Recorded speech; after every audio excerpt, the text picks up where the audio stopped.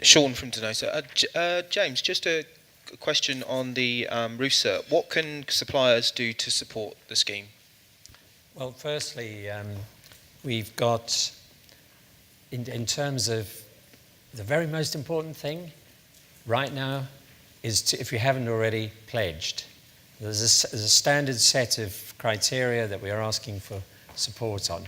Secondly, off the back of a detailed understanding, hands up who's coming tomorrow to the Contractors' Day?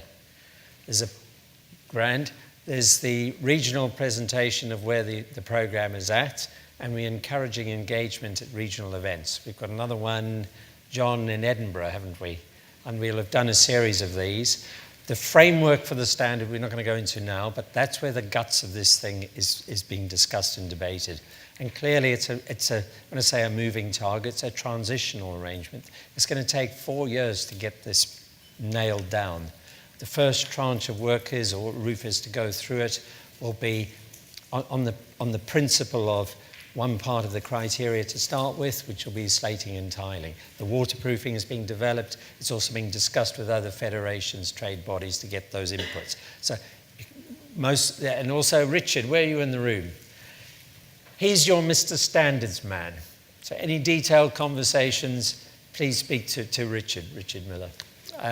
So engagement initially on the standards side. On the other side of it, the two other working groups which are crucial to this, which is one is referred to as the attraction group, which is self-explanatory to a degree. Amanda's in charge of that. Again, ideas, thoughts and inputs. And the other fine and very important to all manufacturers in this room is training and infrastructure support that's required to support this. And through programs, a lot of companies in this room will do the basic competency program.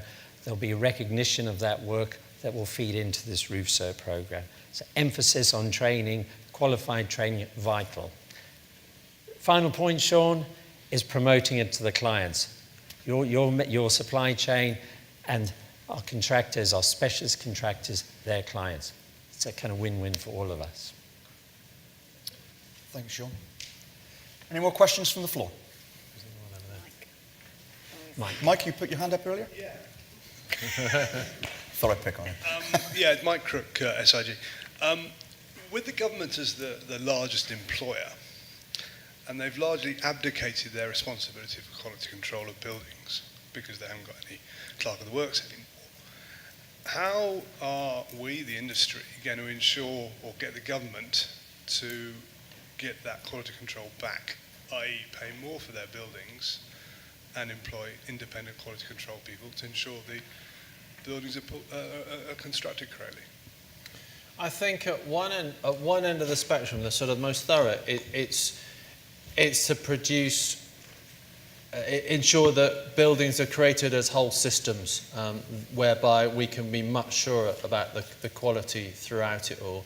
I think at the other end, it's about what Judith Hackett refers to as the golden thread. So being able to demonstrate that every part of the building and the building process is provably good quality. So I think it's a work in progress, actually. Unfortunately, it has to be that.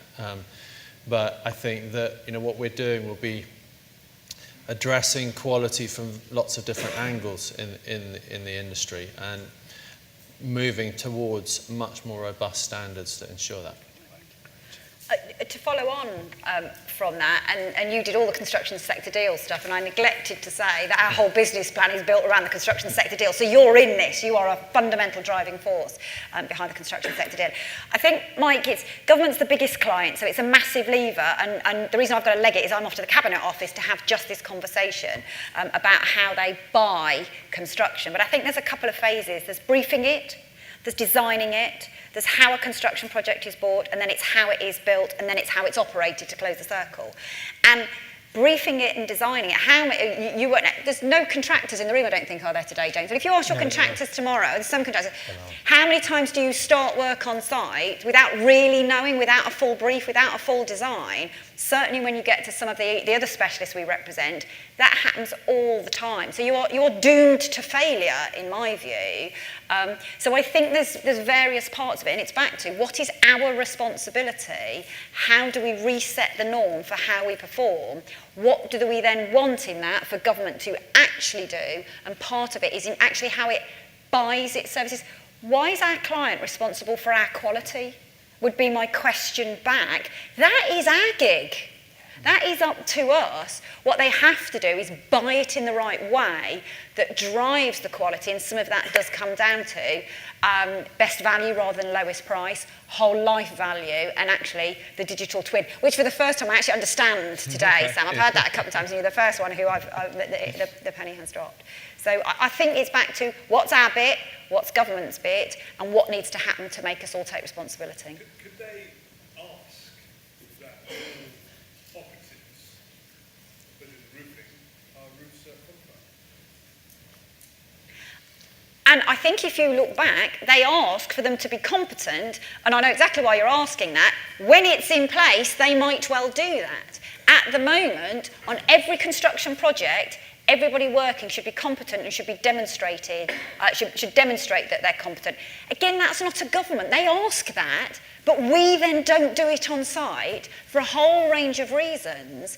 But when it's all a bit tough, when it's a bit busy, when you've absolutely got to get something done, we drop all of those standards. We have to reset that norm. And absolutely, I think government in all its procurement stuff talks about the requirement to be, it's a health and safety requirement, to be competent on site. They are never going to specify a scheme, it needs to be this, that and the other. They have, through the Construction Leadership Council, been really clear on what that level of competence is in terms of defined by the sector. So that's your routine, is what is defined by you as the industry to be competent, what are the requirements, how do we then make sure that happens?